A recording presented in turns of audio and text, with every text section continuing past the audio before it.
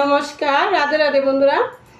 আমরা মানুষ অ্যাকচুয়ালি সবচেয়ে বেশি কার সাথে গাদ্দারি করি জানো?